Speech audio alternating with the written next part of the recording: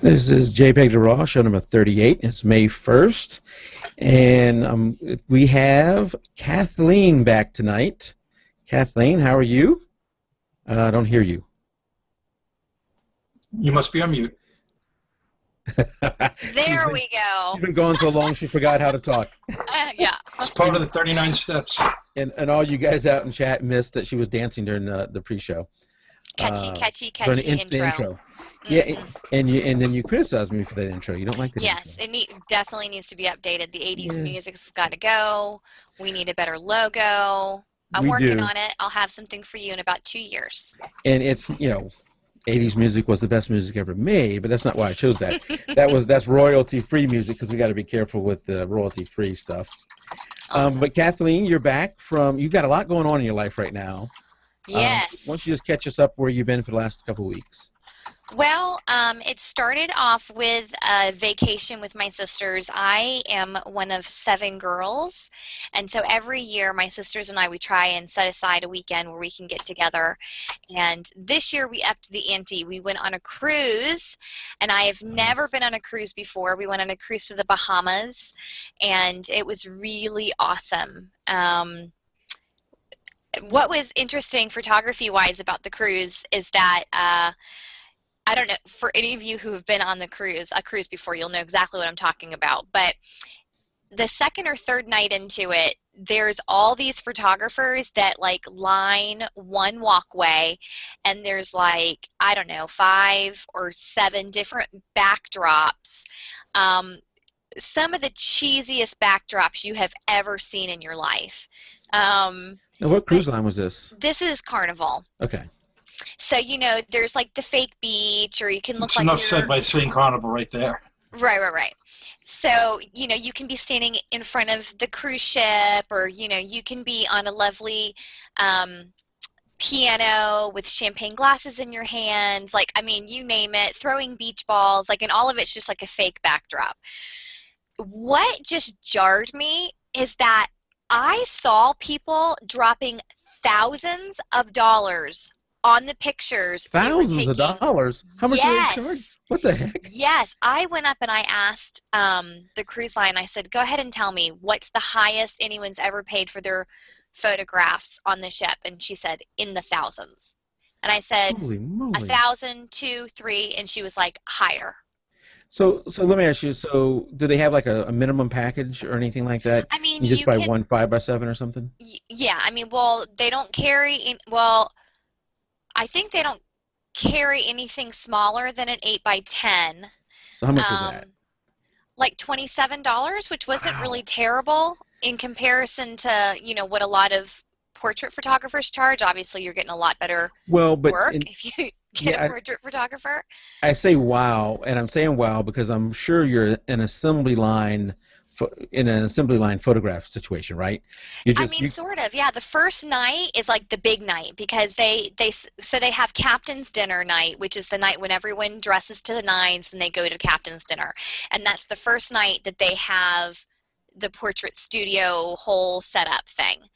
And so it seems that people who cruise often or who have been on a cruise before know what they're looking for, because during dinner everyone was talking about what are your plans after dinner, and everyone's like, oh, we're going to have our portraits taken. And so I'm expecting, oh, this must be something pretty nice, a photographer following you around the ship with the beautiful scenery or the sunset. No. Yeah. Cheesy backdrop city. Something you can get anywhere. You don't have to be on a cruise ship for. Why would you want to get it? Exactly. My question. Go ahead. I felt bad at first because my sisters and I, we all have an eye for photography, and so we were cracking up at the thought of people doing this. And so we're like, oh, we're totally doing it because it'll be hilarious. But there were a lot of people who this was their serious family photograph for the year. It just goes to show some people really don't know. They just don't, and they were spending a lot of money on it. So, of course, my sisters and I, we went to every single booth, and we picked the cheesiest of the cheesiest one, and that's the one that we bought to say that we did it. And I meant to bring it with me so I could show you guys how ridiculous it is, but I forgot it because we're in the middle of moving. But I'll bring it next week so you guys can all get a good laugh, because it's It's pretty funny. I was just shocked how much money these people are making, and it just made me think that for the photographers out there that you live in vacation cities, man, I think that's the best place to do photography, because when you go on vacation, like even I did it when I was on vacation. I'm just like, you know, if I'm in town and I'm thinking about lunch, I'm like, ooh, do I want to spend the money on Chick-fil-A, or are we just going to do McDonald's again, you know, to save a little bit of dough? But, you know, when I'm on vacation, I'm just like, oh, $25 for lunch, no big deal. Let's just go ahead and do it. Like, people just, you spend money easier when you're on vacation. And I think they do the same thing with photography. So it's an opportunity to do it, because otherwise they wouldn't have the opportunity to take the pictures. They see it, yeah, this is something we're going to do. So you're right. Well, I think the best way for me to retire is on a beach somewhere and then continue to do family photography. Just bring some cheesy backdrops. I mean, I don't even have to take them to the real beach. Who cares if it's right around the corner? I get a backdrop. Why can't you just do that here? I guess there's no vacationers here. Right. So what was the quality of the photos like? They're fine. I think that the photographers they have on there, you know, they're working under extremely controlled circumstances. Mm-hmm. And so I think that they have probably mastered exactly what they do. They work with that same backdrop. Sure. They work with the same camera settings, and they've got 2 lights that are set up the same way every single time. And the neat thing about, well, the interesting thing about the cruises to me is that the people that work on the cruises, they're on like a 9-month shift. So they stay on that cruise ship for 9 straight months. They don't have any off days. No off days. Wow. And the days that you're at a port, they have a few hours off that morning to do what they want, but they don't have any off days other than that. So for 9 months straight, they're doing the same routine. Cruise boards, they have the captain's dinner, they set up all their photography stuff, it stays up all week long, they take it down right before they leave. So it's down for 1 day for the next cruise to board, and then they pop it back up the next day. So they were okay. They weren't, you know, the quality was fine, but I think that they've just mastered that one thing, you know? Well, let me ask you this. So, you know, one of the things that professional photographers, especially if you're just getting into the business, really struggle with a lot is pricing. You know, it seems to be the one question we always get when we have Rachel on or some of the guests like that is we ask, what question do you want us to ask? And it's always pricing. Mm-hmm. Do you think there's anything to learn? You know, in this situation, it's kind of different than what everybody that we've talked to so far does, in a sense that you've got a captured, you know, audience on this ship. But it's also a mix of sort of like Sears or Walmart, where you're just, you know, now serving number 12, you know, hurry up, let's get to number 13, and just running people through. So you would think that they could keep their prices somewhat low because of they're just an assembly line. Mm-hmm. So I'm wondering, is there anything you can learn from that? I mean, if they're charging, what'd you say, $27? I think it was like $27 for an 8x10. So basically, let's say that you take a family picture with every backdrop they have there. Let's say that they had 5 backdrops. I don't remember. I didn't count. And that's, you know, $30 a pop. That's, if you get one 8x10 with each backdrop, you've spent some dough. And they're obviously printing their 8x10s on the ship. So they're not even sending them off to a professional printing company. They just have a printer on the ship. So they're making some really good money off of it. One thing that I do in my photography that they are also doing is that, well, actually I'm not doing it currently, but I need to switch it. Their 8x10s and 5x7s were the same price. Ah. So it does, I mean, they're, you know, 8x10 was basically the smallest. And a lot of you photographers out there have probably seen this really interesting tool that's been filtering. I've been meaning to do it for myself. But it's a photograph of a couch, and then over the couch they've hung an 8x10, you know, 5x7, 8x10, 11x14 or whatever, and they get all the way up to like 20x30 or 40x60 or something. And it really just shows you how small an 8x10 really is, and that it's not really meant to be a wall portrait. It's like a shelf picture. Have you seen that, Tim? Exactly, yeah. It's a really good tool, because I think a lot of people, you know, clients are just like, ooh, I think I'm going to get that big. Let's go for an 8x10. And you're just like, oh, my Lord, come on. Yeah. Right. 8x10 is the size of a book, exactly. Exactly. So, I mean, I don't know. I obviously didn't spend a lot of money on the pictures, so I didn't get to see their whole pricing structure. But when I asked the girl, I said, how much do people normally spend on this. And I was like, what's the most? And she's like, in the thousands. And I was just floored. I could not believe it. Were they offering larger prints? Yeah. Yeah. They were offering larger prints, like prints that you would want to hang like over a fireplace possibly. So now they would actually print those off on the ship also? I guess so, unless they say that they'll ship it to your house. I don't know. I mean, unless they would like roll it in a tube, I wouldn't want to travel with something like that. But neither would I. I don't know. I didn't really get into that. I was just now I was shocked. Were they printing every picture and then saying this is what you can get, or it's like you see the picture first and you buy it? So they have the cost already of printing everything, knowing that they probably have a 30% of people or 70% that will not buy it. So that's part of that cost. That's right. They print 1 8x10 of every, like not every picture taken, but you know, if we're in front of one, the best one from that backdrop, right? And then on the bottom of their proof, it basically says, you know, Carnival Cruise Line's proof or whatever. And then the whole week that you're on the ship, all of everyone's pictures, everyone on the cruise, all of their pictures are displayed on the walls. And so you go and you pick up your pictures and you find all the ones that you've picked up. They make a lot of money off photography. That wasn't the only time they were taking pictures. Every time you got on or off a port, they were snapping a picture of you. That was also displayed. Every night at dinner, they came and they took a group picture and they did individual portraits of every person. Every single night. You'd be leaving dinner and then you'd be able to take your picture with the cruise captain. You'd be leaving dinner the next day and there'd be one of the showgirls you can take a picture of. I mean, they were just like capitalizing on any opportunity to get you to say cheese, because they know that the people on there are probably, most of them are too drunk to be capturing their own memories, and so they're going to like swipe the credit card and get all their memories on, you know, camera. They're making a lot of money off of those pictures.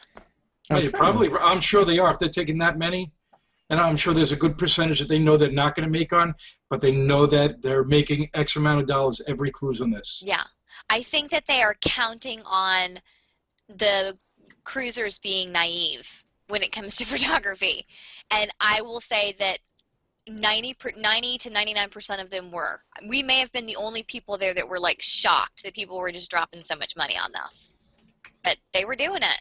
So I almost feel like, you know, like what you were saying, Mike, is there anything that I learned? Maybe we give the general public too much credit for what we think that they know about good photography or how much something should cost, you know? Well, I hate to be too critical of people, but I know that when I used to shoot soccer for, you know, when I was a hired gun to shoot soccer, that it was very difficult to sell the images because the parents had the same access. They were on the field just like we were, had the same access. They didn't have the gear, or the average person. Some of them had some decent gear, but they didn't have the gear or the know-how that most of us had. But what they would do is they would get good enough images. Right. You know, how many times I've seen somebody standing there with their phone taking photos. I'm thinking, there's no way. I know everybody thinks the iPhone is just the best thing since sliced bread. By the way, it's not. But he would be standing there taking those photos like that, and here I am with a 300 millimeter 2.8 lens. These are 5-year-olds, so I'm sitting on the ground, so I'm at their level, and there's no way they're going to be the same quality images. But to that person, they were good enough. Right. And they were not going to buy any. I also, for my kids, I would take photos of every game and try and get every kid and put them up on the website. And I told them, if you want the photo, let me know. I will edit it for you and give it to you on a CD or make it available for you to download. I'm not making money off my own kids' team. But I would have people who would take that little image that I've put up on the web for them to view, and then they would tell me, "Oh, I love that thing. I printed it out and put it on my wall." And I said, "Oh, awesome! Where did you? 72 DPI. How'd you get that?" And they go, "Oh, I just screen grabbed it, and I got it by like 8x10 on my wall." And even 8x10 was going to, you might have been able to get by away with a 4x6. But to that person, that was good enough. I'm sure it was horrible. Just knowing that makes me kind of sick to my stomach, because I do a lot of sneak peeks on Facebook. And if people don't care about quality, then they can possibly be taking the images I took from their photo shoot without paying for it and printing in an 8x10, and they don't see a hill of beans difference. Absolutely. You know? You know, a wise person told me recently I should be watermarking all my images before I put them up on Facebook. Yes, you should. That person's Kathleen. Yeah. But you know, I thought you said it was a wise person. Hey. Wise. You're talking about a different type of wise. But you know, I think that the average person who's going to do that would not be deterred by they'd put that on their wall. They would print it out, put it on the wall with the watermark and everything. And they'd be like, "Oh yeah, Kathleen took that picture. You should call her." Exactly. They might even look at it as, you know, hey, they're helping me out. Yes, they're advertising for you. They're advertising for you. It's like me wearing my polo shirt. Right. Awesome. Well, and I guess, Tim, we never introduced you. You've been here all these weeks, for the past few weeks. But your wife is coming due when? July 19th. Oh, my word. I can't believe it's that soon. So yeah. Are we going to be missing you sometime around then? We'll see. I don't know. I'm going to be around. Okay. The baby will be keeping me awake, so it's not going anywhere. You'll be there. Yeah. I'll have my mother-in-law here. My sister-in-law is here. It'll be a full house. So let me tell you guys what I did last week. Because we didn't have a show last week. I had, you know, the company I work for, my day job. All the officers of the company, once a year, we go off somewhere and we have. I wouldn't call it necessarily a retreat because it's meetings all morning and then a scheduled dinner with assigned seating and all that at night. So it's you do have a little bit of time during the day. But, you know, the drive up there and the drive back is pretty rushed. You know, I'm trying to get I'm leaving work at almost the last second that I can get up to there. So I'm driving up there as quick as I can. And then once it's done, I want to get home. But I came across just some beautiful scenery because this was in North Georgia in a town called Young Harris at the Brasstown Valley Resort, and it was just beautiful scenery as I'm driving up there. And I said, "Oh, I'd love to stop and take photos there." You know, it may not have been the right time of day either, but I decided, you know what? You're not supposed to text and drive, but you can take photos and drive, can't you? Right. Yeah. Oprah didn't say anything about that. I think we're good. I do not recall anybody saying I cannot take photos and drive. So what I would do is I'm driving and it was safe. You know, I waited till there's no cars around. I would have this ready, and I would snap a picture as I'm driving by. And it's going to be a horrible picture. Yeah, I understand that. But the theory was it's grabbing GPS data every time I do that. So I can take this home, plug it in Lightroom, bam, it populates all those locations I just went to, and I can go back to those locations later if I want and do it.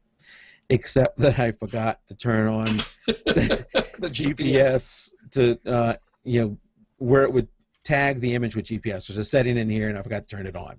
So you got the Lightroom. You said, okay, where did I take this picture? Exactly. Actually, right before the show, I had gone into Lightroom and downloaded all the photos from this, and the map wasn't populated. I said, what the heck? And it's because I forgot to turn it on. But that, you know, that if you have a phone, camera like you do, Tim, when you take the photo, it'll GPS tag it. But if you're driving, that's not going to do you any good. You're not going to stick your SLR out the window as you drive by, most likely. Yeah, but I think it would still have picked up the GPS coordinate. It's been pretty good. Like if I've been inside a building, it still had the GPS coordinate. I mean, maybe when you're driving a car though, because you're moving, it's not likely to have the exact place. No, what my question there was, would you use your SLR as you're driving down the road? Oh no! I don't think It's a little bit heavy to do that. Because I just had this in the door handle, you know, sitting there waiting for me. So as they come across the spot, I would just pick it up and click, take a picture. I wouldn't even have to look. I could just go click, you know, out the side window. Right, because you were just trying to get a location. Yeah, I could care less about the quality of the image. I just wanted the GPS. Well, you gonna print any of them off and hang them on your wall now? Yeah. Don't post those on Facebook, or I'm going to put it above my fireplace. You got to decorate a new house now. Right. I did see a really cool app that I think is fairly new. I'm not sure if it's for the Android phones, but I know they have it for the iPhone.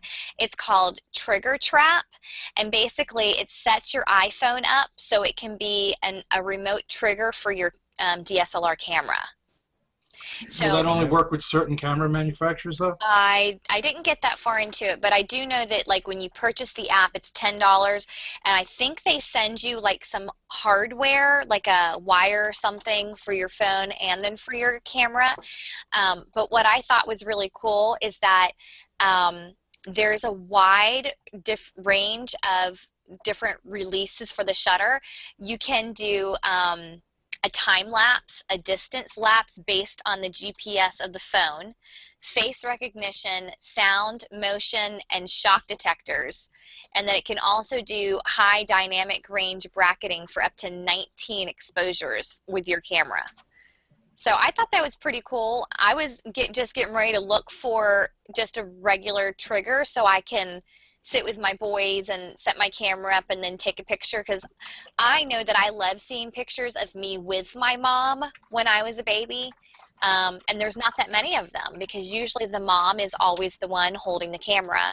And so I've been trying to figure out some sort of a trigger, and you can get one for like 20 bucks, which might be probably less complicated than using an app on your iPhone. I'm trying to pull it up here. Is this it? Yeah, I found it. It's got quite a few. Yeah, that's the one I found also. It looks like it's got just about every manufacturer covered with it too.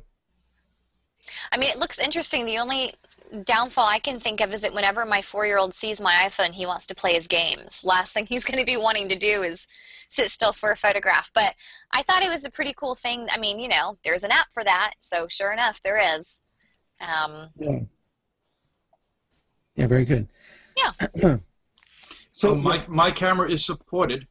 Oh, very good. So it's got about 30 cameras from Sony in here. Canon got quite a few cameras, or maybe 50 cameras. Oh hell, I'm over 100. You know, there's probably you know, the fact that I was taking photos as I was driving by, I wonder if there's an app that would be, I wouldn't have to take a photo. I could just like click a button, a virtual button, and so maybe it's tracking GPS, and I just click a button and it records that to say, here's a GPS spot. Even to like do a map and then like pinpoint all of your GPS locations where you clicked. Yeah, something like that. That would be interesting. So might be onto something there. I know. If I only knew how to write apps. That's right. Yeah, really. Hey, you look at some of these apps that are out there and how much money they make. I was just reading an article today. Angry Birds Space, the new Angry Birds that came out, sold 50 million copies already. And you're talking a $2.99 app. Not if you have Android. It's free. Well, right. Well, if you get the ad-supported, you can get 2 different versions of it. That's true. You can get the unsupported, or, of course, my son had to get it for his iPad. So they made millions of dollars for something that took them how long to develop? I mean, that is just amazing. That's pretty cool. Good way to make some money. Now, sorry, go ahead. You go ahead. Well, I was going to go into another subject. So go for it. I'm done. Okay. So, Kathleen, you said that I should talk about RAID. Can you please? Because there's been lots of talk around it, but I'm not sure if I saw that you posted something online, but I thought it'd be interesting for us to hear from you. Yeah, and I hope I don't bore people, but I will tell you this, that if the one thing people get from this jpeg2RAW is my preaching over and over again, because I've mentioned this before, if we save one person, then it'll be worth it, because you know, you spend, as a photographer, Kathleen, Tim, you know, all of our guests, you spend a lot of money on your camera, on your lenses, and a lot of time and effort in what you do to get those images. You know, your images Kathleen has taken now is years of experience to get to that. But you know, a lot of photographers do all that, but then they do nothing to protect those photos. They put them on their computer. Some of them think that putting them on a external drive is somehow protecting them, or backing them up to a CD or something like that is protecting them. You know, none of that is a valid protection. And if you lose a hard drive, all hard drives die. You know, I've showed y'all before. I've had hard drives, you know, that have died. This is hard drive. And no, Mac is no better at not losing hard drives than Windows. It's not a Windows versus Mac thing. It's a piece of spinning hardware. Hard drive is a hard drive, and they will all fail. It's just a matter of time. So you got to do something to protect your data. And we started talking about RAID on Facebook, because one of the photographers on there had our drive go bad, I think it was, and the people, you know, inside this drive actually is these things. There's little spinning platters. If the drive goes bad, they may be able to get the data off of this, but it's extremely expensive. I've had it done.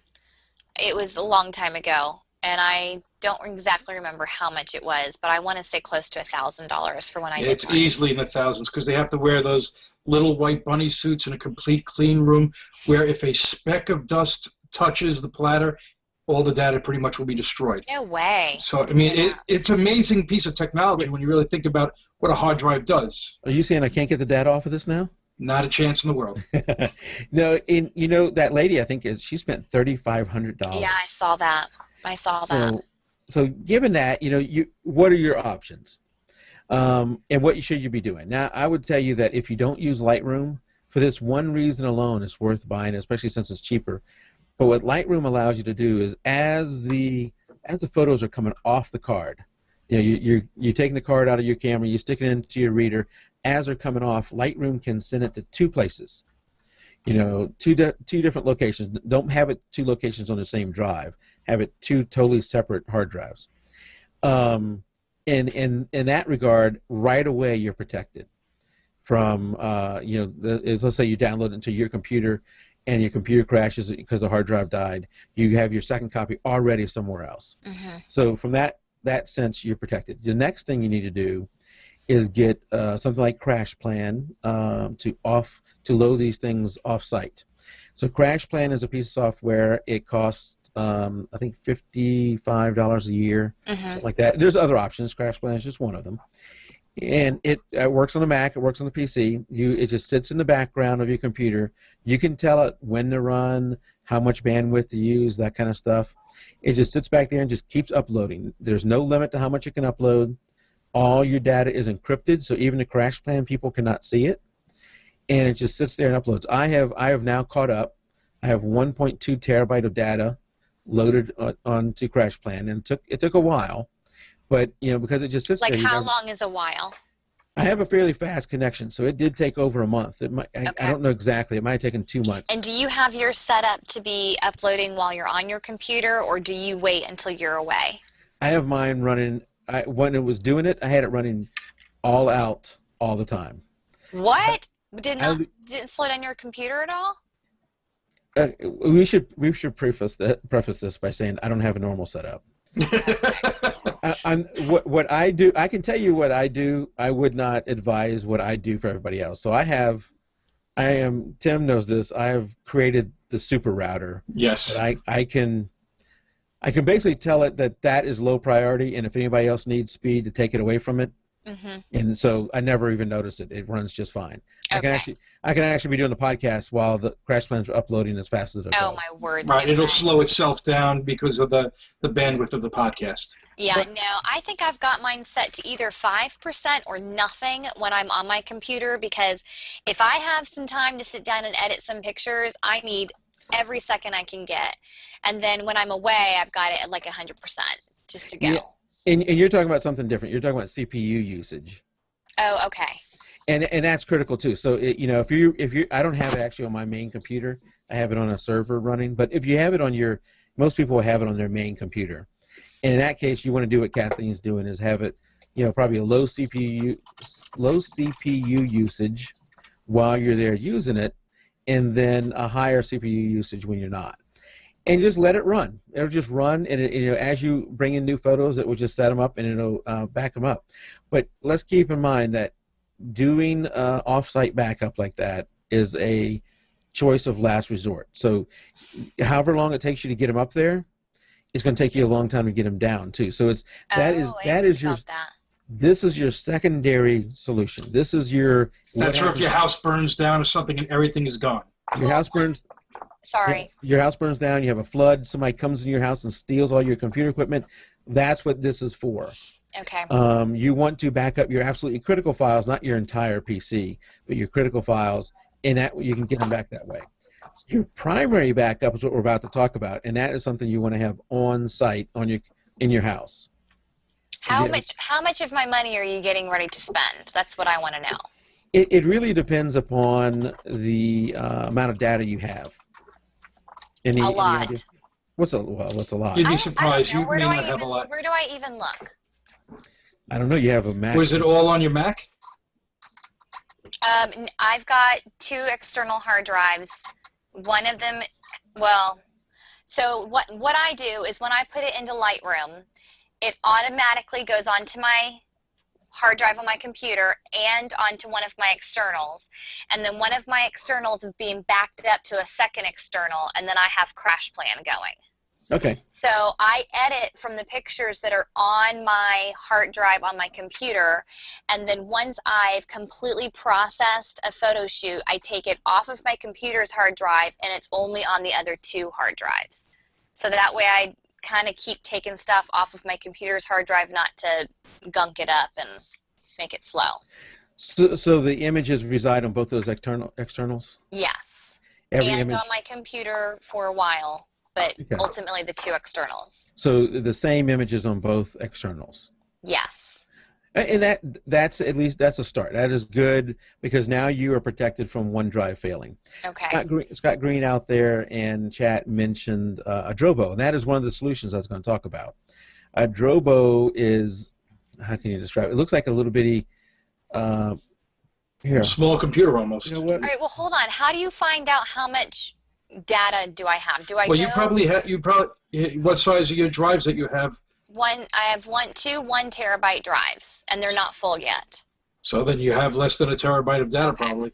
Okay. I mean, I couldn't tell you on a Mac. I don't know, Scott, I think you probably use a Mac, so you could tell Kathleen how to determine what's been used on her drives.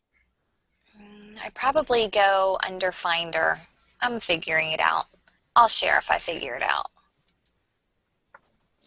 Yeah, so a Drobo is one solution, and I got it pulled up here, and it looks, that's a mini. It looks like a mini computer, and in this case, I think it has 1, 2, 3, 5. It can hold 5 hard drives, Right. Okay. of various sizes. And now let's keep in mind, a Drobo is expensive. I will show you the amount here. They're like $700-800, not including drives. Not including drives, and I will give you another option that you can do instead of a Drobo. But a Drobo is a good solution. It uses a form of RAID, and we haven't talked about what RAID is yet, but it uses a form of RAID that is proprietary to them. And let's just talk in general terms what RAID it does in the case that we're talking about. There's various types of RAIDs, but in the case that we're talking about for data protection, it protects you from losing one drive. So let's say in this case you have 5 drives in this Drobo, and one of them goes bad. The Drobo will give you a red light where that drive went bad, but it will still have all the data. The other 4 drives know what data is missing from that 5th drive and can reproduce it. So you take that bad hard drive out. Yeah, you take the bad hard drive out, you put the new hard drive in, and bam, you're back up and running. And that protects you from a single drive loss. How much did you say this sucker was? Well, let's click buy now. And they have various versions. I'm looking at one of them here. All right, well, can I show you what I have? Because I had a friend. $700, yeah. I was right. This How about that? $700 for this one. Look at that. There's other versions. I have a friend who set me up with what I have. I'm going to show it to you because I don't even know what it's called. Should I be touching this thing while it's running? Hold on. Hard drives are not generally good to be moving around while I will they're spinning. I'll shut it off. I don't need it right now. And then I'll show you. You can keep talking while I do all this. Okay. Another solution is this right here. It's a RAID box, and it uses normal RAID, and it's like RAID 5 and something like that, and I'll go into that in just a second. But it uses a RAID solution to do data protection. It's much cheaper than Drobo. Doesn't have some of the benefits of the Drobo. That the Drobo is a very nice unit, but in this case, it's a $240 unit without hard drives. You still got to put hard drives in there. It can use a USB 3 connection or a FireWire connection. And it also, just like the Drobo, is protected from drive loss, from single drive loss. So that's another solution. This is probably what I'm going to end up getting for one of my computers. Again, I have a crazy setup, so you don't want to do what I do. Okay, can I show you what I have? Yep, go ahead.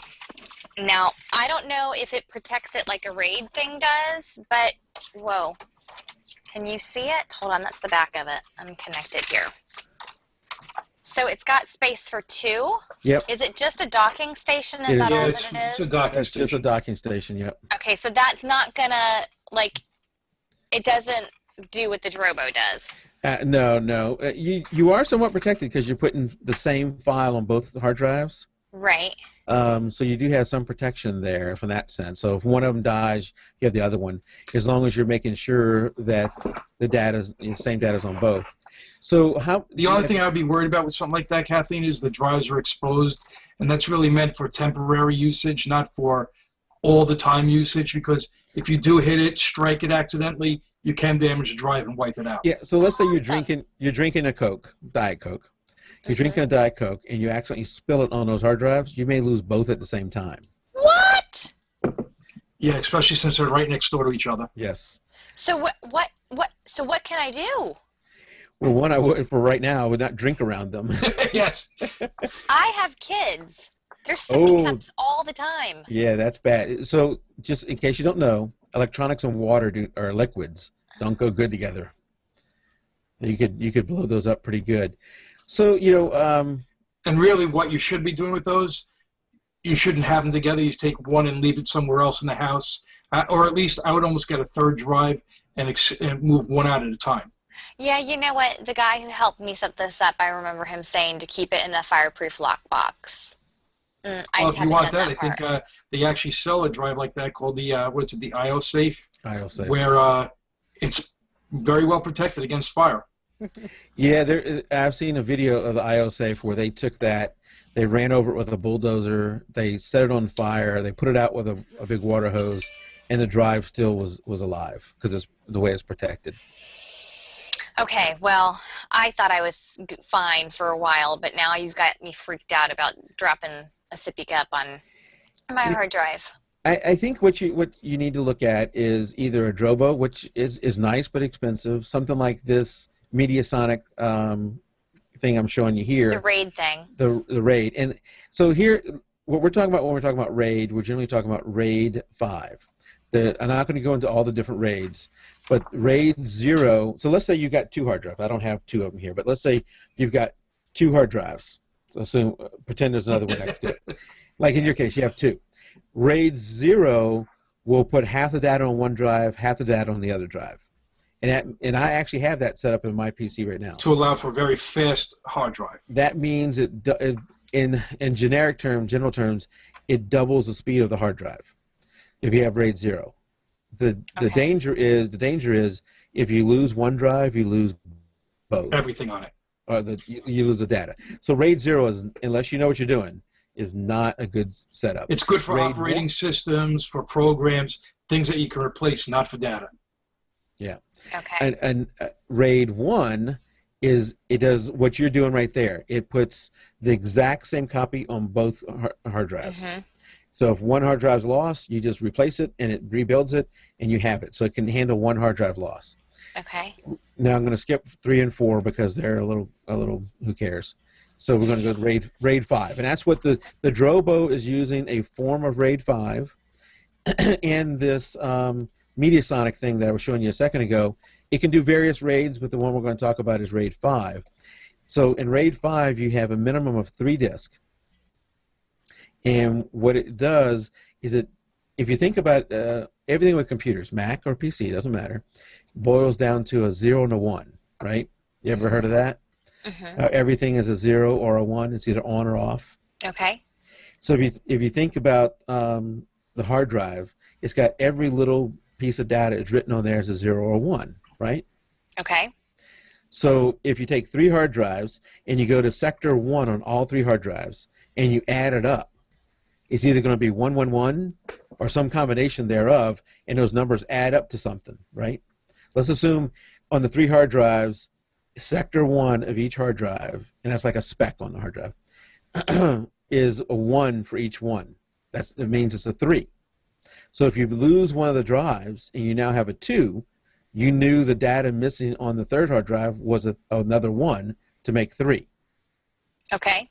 Am I lost just yet? No, I'm all right. Okay. So if you do that math across all 3 hard drives, that means you know, not you, but the computer knows what data is missing if a disk goes missing. Okay. It can completely rebuild that because it will do the math and calculate every single sector. It takes a while to calculate every single sector and say, oh, I'm missing a 0 here, I'm missing a 1 there, and rebuild it. It is amazing. That is really amazing. It is a fairly simple when you think about it, but it is very, I don't know who thought of this. Yeah, that's genius. Yeah, it is genius Scott Green's posting stuff out in chat. Yeah, there you go. Nice, Scott. It works really well. And with RAID 5, you need a minimum of 3, but you can go higher than that. And so what it does is it allows you to lose a drive and just rebuild it. Now, the danger with RAID 5 is if you lose 2 drives, you lose everything. Oh, right, there's always a caveat, right? Well, there's a couple of things to help you with that. You should always have a spare drive. And then some people talk that you should have a hot spare within your computer. So if you're running, let's say, 5 drives, you actually have a 6th one in there that's constantly running.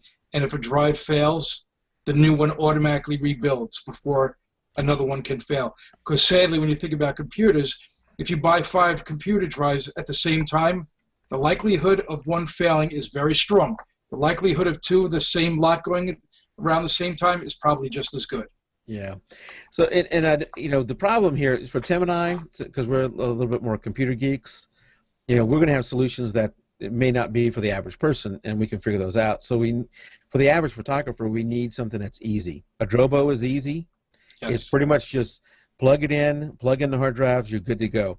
That Mediasonic box that I showed you is pretty much the same thing. USB connection to your computer, you plug in the hard drives. Now, like Tim said, if you buy all your hard drives at one time, which you probably would, there's a greater chance they're going to start dying around at the same time. So anytime one dies, you want to be replacing it as fast as possible. It's best to maybe, if in the Drobo or in the Mediasonic you filled them up and you're using all of them, maybe you have one spare sitting on the side, and as soon as one of them dies, you stick it in there, let it rebuild. But that will build your I'm going to have nightmares tonight. Well, some of the good things, I mean, like I have in my server, I have a RAID 5 in there, and if a drive fails on me, my computer will instantly alert me. Not only will it tell me of my computer, it'll email me on my phone, so I'll know right away that there's an issue with a hard drive. Because the worst thing that could happen is that I do lose it. But I also have my most important things, like my pictures, my documents, my financial, my Quicken file. I have that on an external drive as well, and that I keep off-site. So not only do you have to have one set of backups, like on a RAID 5 or however you're going to do it, you have to have a separate one off-site, whether I have my pictures up on Flickr, which are full resolution, or on another hard drive off-site. Pictures aren't that much. Video, that takes up a lot of room, and I think that's where you're going to see it in the future. People have issues with storage. Yeah, and some people have limits on their internet connection where they have a data usage limit, so that might be an issue for them too. Well, I guess it depends on how big your raw files are of your images. I mean, when I was shooting with Scott this weekend, he was saying how massive our files were, and he had, I think it was four gig cards for me to use, and I filled them up in no time. It was crazy. You guys both have more modern cameras than me. I shoot with a 12 megapixel D2X, and I generally use a 16 gig card. Mm-hmm. Right, that's what I use. I got 32 now. I got to imagine a 4 gig card was filling up pretty darn fast. Well, I think, Scott, I use 16 gig cards too, but I understand why a lot of people don't use larger cards, because if for some reason you get a corrupted card, Absolutely. If it's a 16 gig card, that's my entire newborn session. I've got nothing, but if I've split it up between a couple of 4 gig ones, even though it's a pain in the butt to have to keep switching the cards out, at least I'll have something. So I get it. Yeah, Scott shoots with D3 and D3S, if I remember right, and I believe both of those have dual card slots. Yeah, my camera does not. Mine doesn't either, but I would think that, one of the things you could do with a dual card slot is stick 2 16s in there, or 2 32s, whatever, and have it write to both of them at the same time. Will it write to both at the same time? That I wasn't sure. Yep, you can have them do. So you have a backup instantly. You can do redundancy, or you can do failover, where as soon as one fills up, it goes to the next, or you can have it write to both at the same time, which gives you some protection right there. Kathleen, I think you need to look at, and anybody out there listening, if you don't have a backup solution, you need to start something. One key to any backup solution is it needs to be as automated as possible. Mm-hmm. If it depends upon you doing something, you're not going to do it. It's not going to happen.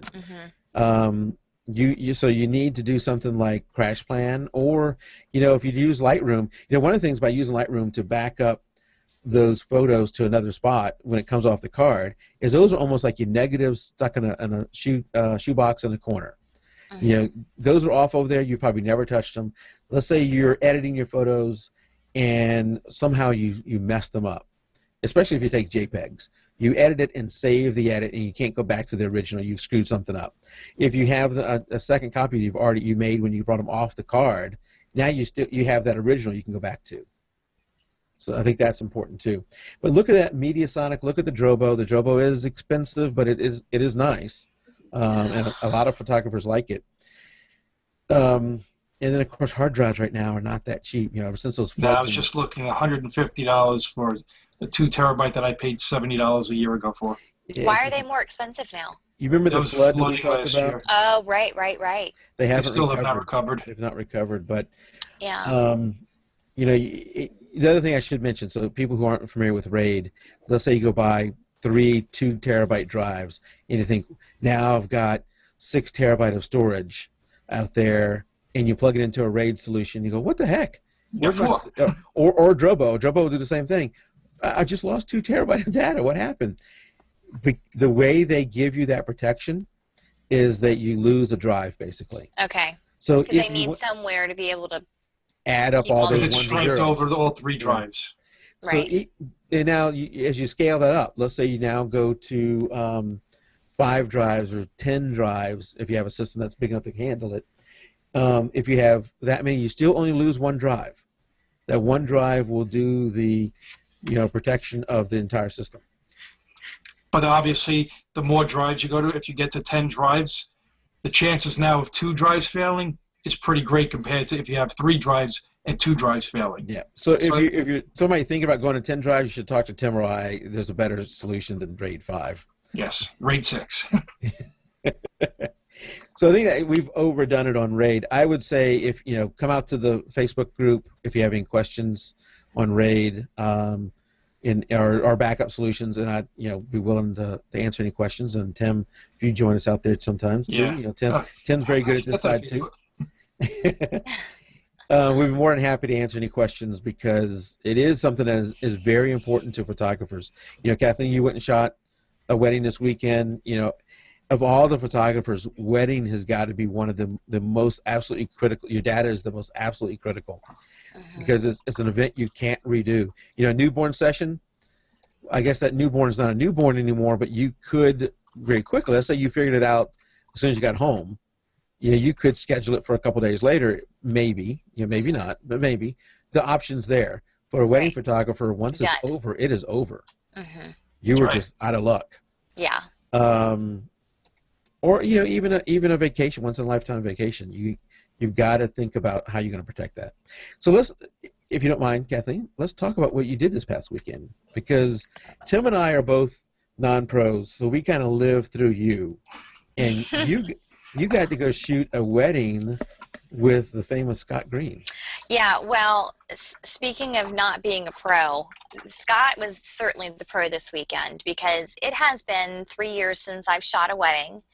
And back when my start in photography was in weddings, and it wasn't because I had been to school for photography or anything like that. It was, I had the typical story of picking up a camera, enjoying it, not knowing what I was doing. People started asking me to take their pictures. I said, why not?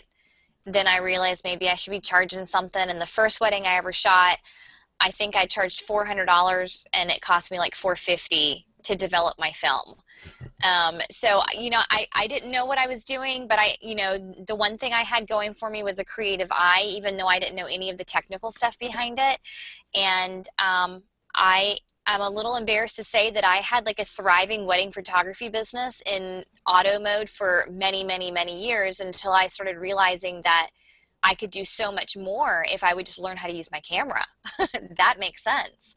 And so I started to really dive in and learn my camera, and then I had kids and, stopped doing weddings for a while. But so I've shot a wedding since then, but it was a family member's wedding, so it was super duper laid back, and I just enjoyed myself. And going with Scott and seeing how a real pro does it really kind of, I'm not gonna lie, it kind of kicked my butt. I think I had forgotten about how fast wedding photography is, and back when I was shooting in auto, like I didn't even have to think about my camera settings. I just had to click and just kind of keep up. But when you're shooting in manual and you're keeping in mind, you know, your lighting scenarios and, you know, how do you want this shot framed, and, you know, do you want it to have a shallow depth of field? Do you want to capture movement? Like all of this stuff, like going through your head a mile a minute, you got to really be fast to keep up with it. And then there were a lot of like caveats. Like one of the things this wedding was really cool was in Vinings, which is, I don't know, about 45 minutes from where we are in Swanee, Georgia. And it was a country club that had these windows that overlooked like downtown Atlanta. So you had the whole skyline. You've got one of Scott's pictures up there. Yeah, hopefully Scott doesn't mind me showing his picture here. I'm sure he won't mind. So this is where we were. And during the ceremony, the light coming in through those windows was it wasn't necessarily like bright and harsh light, but there was a lot of it that no matter how much I changed my settings, all of my images during the ceremony were looking extremely washed out. And I was really wishing that I had a neutral density filter so I could lessen the effects of the light. But, you know, we worked it out during the ceremony, and it was a really tight spot. So I kind of felt like I was there more to ooh and ah over how great Scott was doing than I was to help. So now this is like an area that might be protected. I mean, could they just let anybody walk up here? They don't. So how did Scott convince the security guard to let him up there? Yeah, you guys are clever. There was this cute little Italian, his name wasn't Sergio, but this cute little Italian guard who all of the bridesmaids were just smitten with. And Did Scott flirt with him? I think Scott said it best that he wouldn't have been surprised if he pulled out a boombox and started doing a striptease for us. That was the kind of guy that looked like. So during the ceremony, when I'm sitting there saying, I've been upstairs, I've been downstairs, there's no place to take pictures, Scott's got it covered, I went and said, let me see what I can do to be helpful today. So I went to the little guard and put my hand on his shoulder and just, you know, kindly asked if there was a top floor. And he kind of gave me this look like there is. Oh, he's thinking, I've read about this in Penthouse. Uh-huh, yeah. That's what he's thinking. I know what's coming next. And I said, we'd like to get up there to photograph the bride and the groom. And then he goes, oh. Mm-hmm. And then he says, no. And I said, yes, I hear that you're getting ready to tell me no, but that's just not going to work. We really want to go up there. And so he laughed, and then he went and spoke to whoever he needed to, and he came back and he says, okay, me, you, the bride and the groom, that is all. And I was like, well, he's got to come because he's the main photographer. And he was like, okay, he can come. But then it ended up that all of the bridesmaids were like, oh, we want to go too. And they were like drooling all over him. He lost control. He was loving it. Yeah, he was loving it. Once he let one in, he lost control. That's right. That's right. You know what that proves is, going somewhere where everybody else can't get to is you get great photos like this. Scott, I hope you don't mind us showing this photo. Cool. I mean, I wasn't honestly... I was expecting, a rooftop with a scene, but to get up there, we had to go up these stairs, and there was a whole wraparound place that they were using for nothing. I'm assuming that someone probably could have rented the space out for anything, maybe even a place to live, which would have been amazing. But so why do they have it blocked off? I don't know. Maybe it's just they didn't say. They just said that no one's allowed up there. I think it's privately owned. Maybe someone's renovating it for their house. Maybe this is the Scott says he wasn't by any means little. You're right. The guard was not little. He was pretty built, but he said that this was the first time that anyone had come up there for their wedding photos to be taken. And it looked like they were doing some renovations, so maybe it won't be available anymore. Who knows? This might have been a once-in-a-lifetime deal. Exclusive shots by Scott. You know what? You never know what you can get unless you ask. You just don't know. Worst they could say is no. And in your case, when they say no, they mean yes. I say, no, we're not saying no. We need to go. And he laughs. Well, see, but I don't think I could have gotten away with that all night. No, you could not have, Tim. Now we know why Scott brought Kathleen. I don't think he'd appreciate you touching his muscles. Yeah, maybe. Who knows? But after this, my husband's going to say no more weddings with Scott. You can't go. So really, what went on out there? That's right. Well, it looked like it turned out great. You guys got some great photos. Now, so how many photos did you end up taking?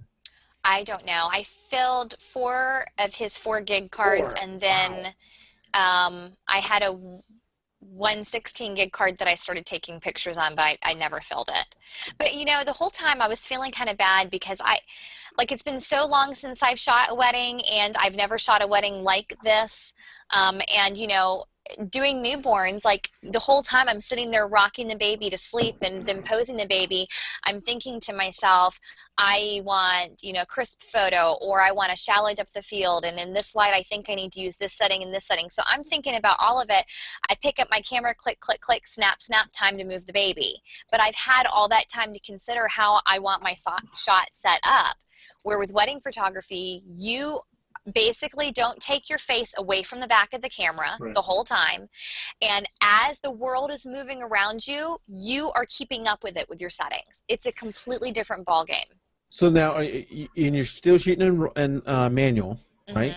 And Scott shoots a manual too? Yeah. Okay. So even indoors, and well, I guess indoors, I don't know, that looked like a challenging shot, that with a lot of light there. How long did it take to set that up? Scott was quick.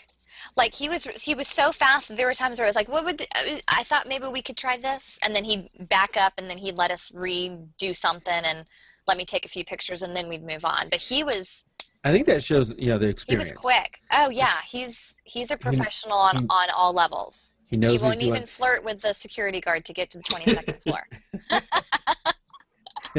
Now the bridesmaids, that's a different thing.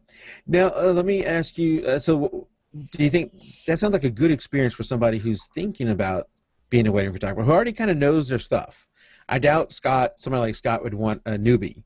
He has an intern that he's working with. So normally Scott has an assistant who's a seasoned professional, and then he happens to have an intern, which the intern, she's in photography school, and what I saw on the back of her camera, she was getting some pretty creative stuff. She had rented a few different lenses. She had rented a tilt shift that was pretty cool, and she was getting some cool shots with that. So I don't know how much Scott got to use of my stuff or her stuff. I mean, he may have just thrown it all away, but he had help there just in case he needed it. But I mean, he was doing great all on his own. Yeah, I'm thinking more about, you hear about the people who they got their first SLR, maybe not even SLR, maybe the point and shoot, and they're thinking, I can do a wedding. Oh, like I did. Yeah. I'm sure I can go out and do. I can undercharge and do a $300 wedding with this. But if you really want to make a living at this, find somebody who wants a second shoot. I was far from making a living. I was just, and it took me a while to figure it out, because it's kind of like the money comes and then the bills come. You know what I mean? Yeah. And so you feel like you're making money, but then when at the end of the year, you look at what you've actually done, you're just like, I'm not making any money at all. Like, I'm just breaking even, Yeah. But I did it the wrong way, but it taught me a lot. And then going with Scott, it really like kicked my butt, and it was really good experience and practice to kind of speed things up. And I'd love to do it again. Not because I necessarily want to get back into doing weddings anytime soon. I have no intentions of doing that, but I liked being there with other photographers and the camaraderie and being able to bounce ideas off, and that was really cool. It was a lot of fun. Back when I was shooting soccer, I liked, because there was a team of us. There was more than just me. There was others, and I liked doing it. I liked having a runner come up, take my card, run back. You felt kind of important. But here's what I ended up doing. This is why it didn't help me to make any money, because I was only making like $25 an hour, which I guess is not too bad considering this is just for fun. So I was making $25 an hour. So let's say I make $500. My thought now is, now I can get that Nikon 7200. It's only $1,500. I've made $500, so I can go buy it, and so I would end up spending twice as much as I made. Right. And by the time I got done shooting soccer, I was more poor than when I started off. Yeah. I thought this was really going somewhere. If I want to be a professional, I need to have 2 Nikon D2Hs, which back then were Nikon's top of the line, the sports camera. So I had two, and I was thinking I needed to double everything, and and this is sad because I'm an accountant. I really should have done the better math and decided, Right, yeah. this thing is never going to be my full-time job. Yeah, I would think that probably my early days of photography was just to buy my starter equipment. Like, that's basically what I did, is I bought my equipment, and then by the time I decided that I didn't want to just purchase photography equipment with what I was making, that I wanted to make money, a lot had to change for me. I had to actually learn how to use my camera, and the funny thing is on that side of it, before I learned, it felt like such a burden. But then when I got into actually learning it, photography became even that much more enjoyable to me. Now I think that what I was doing before was boring. Well, we often have professionals like Scott on here. We have Kathleen as a host. We have a lot of other professionals, and really it may not be. We have to go back to show number 1 before we didn't have one. But the show is not just intended for professionals. And we had somebody out in our Facebook group who was trying to become a professional, and that didn't quite work out, and they're stepping back. They feel somewhat defeated, I think. And what I was trying to tell them is look, just because you're not going to be a professional doesn't mean you can't have a passion for photography. Can't mean you don't have a passion for wanting to get better. I want to get better. And learning from Scott, learning from you, learning from the guests that we have on here, and from all these things online is something that is just as appealing to the non-professional who wants to get better and is professional. Now, the professional may have another incentive that they're trying to make money and eat from that money and pay rent, but you don't have to. The natural progression does not have to be you become professional. Right. I don't Very think few people get to that level. Yeah. That was not my intention when I picked up my camera, and even when I started shooting and charging for it, was not my intention to be professional. It was just that I was basically felt like I was charging people to compensate for my time that I was at their wedding for 12 hours. Yeah. That's kind of what my mindset was. I didn't feel like I was charging to give them the most gorgeous wedding photos they had ever seen. They were all basically friends, and then became friends of friends, and then friends of friends of friends, and I felt like I was compensating for my time. But I feel like because of the way that I started, I have a unique position to help people who are starting out, and because now I am a professional, especially in the newborn photography industry, I have a lot of my clients, after I do their pictures, come to me and say that they are really interested in trying to do photography and blah, blah, blah, blah, blah. And I see that a lot of professionals get asked that question. And I feel like the main attitude in the photography industry is one big giant eye roll when your client tells you that they want to start becoming a photographer. I don't feel that way, because who's to say that I can keep a camera out of anybody's hands? I can't. But what I can do is tell them it's a great industry to be part of. It appears that it can be easy and that you can just pick up your camera and go. And I had to learn the hard way that you really need to dive in and learn it. And then there's the whole business side that you need to tackle. And so whenever I have a client come to me and say that they want to do it, I say, I think it's great. I definitely think you should try it.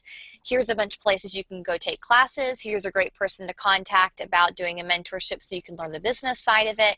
And I just give the information that I wish someone had given me when I had started, so I didn't like flounder for so many years, not understanding why I wasn't doing it right, Yeah, I think some of the old school, and that's still some of it's around, is that I don't want to tell you what I do because then you'll steal my business. And yeah. There may be some validity to that, but I think, let's say like a Scott Green or Kathleen Bowie or a Mike Coletta, let's say they tell us, here's what you do. You've been on a show, they've been on a show. You can sit down and walk Tim and I, or let's say me, you walk me through it. But no matter how much you teach me, I'm never going to be you. Right. Well, and hopefully the whole time I'm teaching you what I know now, it's going to take them a few years to learn it. And during those few years, hopefully I'm going to be learning more. Yep. So hopefully we'll always be a step ahead. That's hopefully the goal. And then aside from that, do unto others. Yeah. That's kind of the philosophy that I have on it. Yeah. In the end, I'm never going to be you. I'm always going to be me. Right. And you can't copy everything. Right. Like that. And I lost my train of thought. Actually, one of my clients, who's also one of our listeners, her name is Jennifer Deming. I started doing their pictures a while back, and she's one of the moms who came to me and said, you know, I've always kind of been interested in photography, and, you know, after seeing you work, I'd be interested in doing my business. I laid it out for her and told her everything that I know and gave her a thumbs up and a pat on the back and said, I hope it goes well for you. And she's doing really great.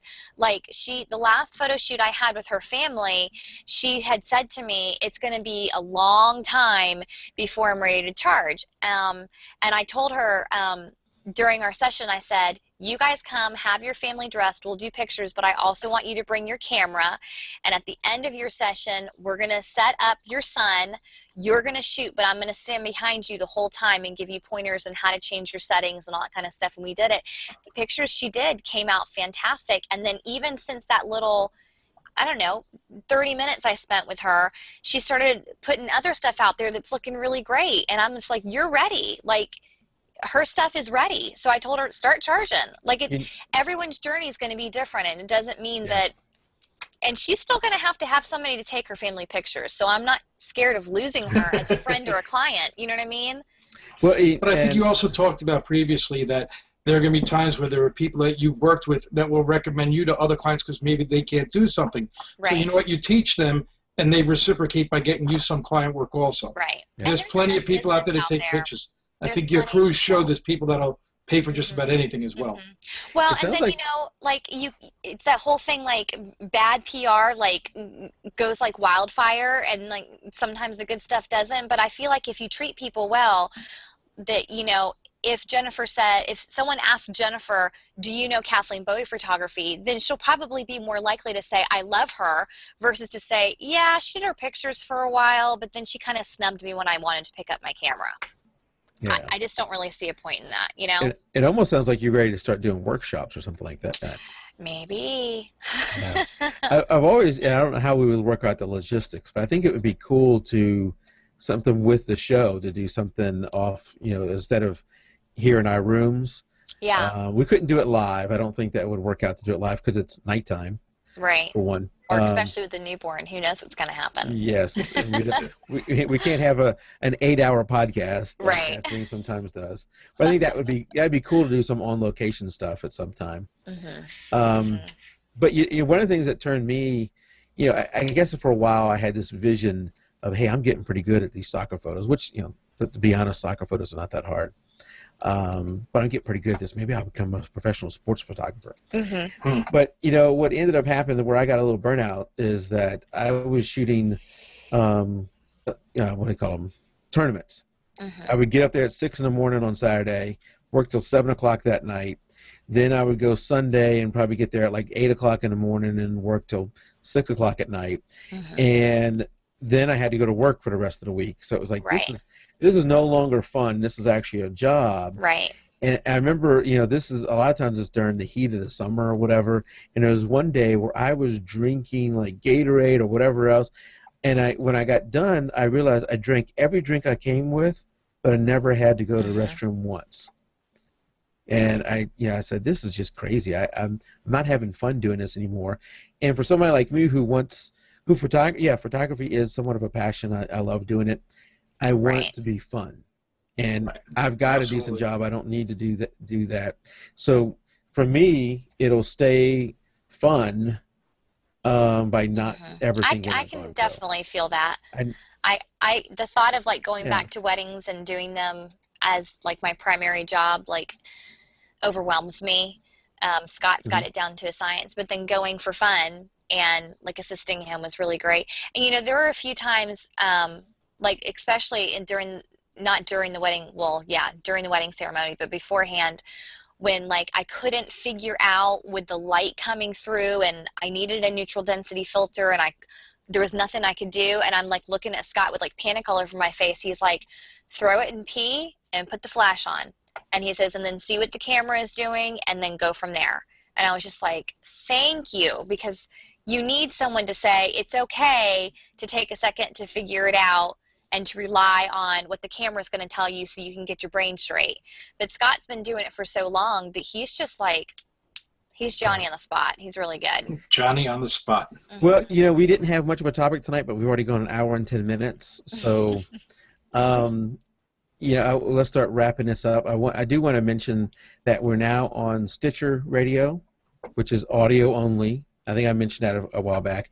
And I am shocked by the number of people that are listening to the show every day. We're getting That's awesome. Good amount of something going through there. So if you listen to the show through Stitcher and you're thinking, you know, this photography podcast would be so much better if there's only video. Yeah, really. There is video. We do 2 video feeds, video large, video small. It's available on iTunes or on our website. You know, come out there. We do have some wonderful guests like Scott Green, who's out there in chat right now. Okay, I have to interrupt you really quick because I'm not going to go down in history as the only person who did something a little crazy during this wedding. Right before it was time to leave, Scott Here comes locked the dirt. his keys in his camera bag in his trunk of his car. And we had to sit there and wait for AAA to show up. He said, I didn't. Yeah, look at it. He's like, shh. Yeah. Quiet. No shush. Oh, that's got to be an awful feeling. Cause, you know, let me ask you this: that seems like it's such a. Maybe Scott is so good it doesn't affect him anymore. To me, it seems like that would be so stressful to do a wedding, and then such a relief when it's done. You want to go home and relax, or do whatever you're going to do. Go relax, and you locked your keys in your car. Now you got to sit there. As soon as he shut the trunk, I could see the look just come over his face. He didn't have to say anything. I was just. He knew it as he's closing. He's like, "No, the keys are there." I'm like picking up my phone and Googling the number for AAA before he even has to say anything. Oh, I'm sorry, Scott. That had to be very disappointing. Yeah, sorry. Had to be said. I'm not letting Scott go unscathed. There's no way. You guys beat up on me a lot. Well, I guess you weren't in rehab then if you were doing all this. That's right. That's right. Well, you know, speaking of Scott, I mentioned I talked to Scott when you were out. He was on the show 2 weeks ago, and I asked Scott who would you like me to get on the show that you would come on as a guest, and he mentioned several people. One of them is Craig and Linda or Lindsay, I can't remember all of a sudden. Hope they're not listening. Mahaffey, they do Supposabella photography. I got it up on the site. Yes. They are fantastic. I had a pre-show interview with them last night. They're coming on July 31st. Sposa. Yeah, they are fantastic. Awesome. Well, that means, Scott, you need to go ahead and mark your calendars for July the 31st because we're going to need a 4th host. Yeah, I've asked Scott if he can come on then, so hopefully he can come on then. Next week, we have Rachel and Crystal from Pure Photoshop Action. That's awesome. I know that's a big one. Everyone's really excited about that. That's awesome. That will be a big one. The week after, we're not all wedding and kids on the show, so we try and mix in a few crazy things every now and then. And the week after that, we have a guy named Ben. And I should know his name, but I don't. I can't remember his name. I have to look it up here in a second. But Ben, go to our calendar. Ben Canales, I believe. Yeah, go to our website and see the shots he does. He does some really neat nighttime shots. Well, let's say I'm going to try and describe it here. He has a tent. He has a light inside the tent, so the tent has kind of got a glow to it, but you can see the night sky and all the stars and the galaxy in the background. It is amazing what he does. And in talking to him, he has to go at least 2 hours away from any light source.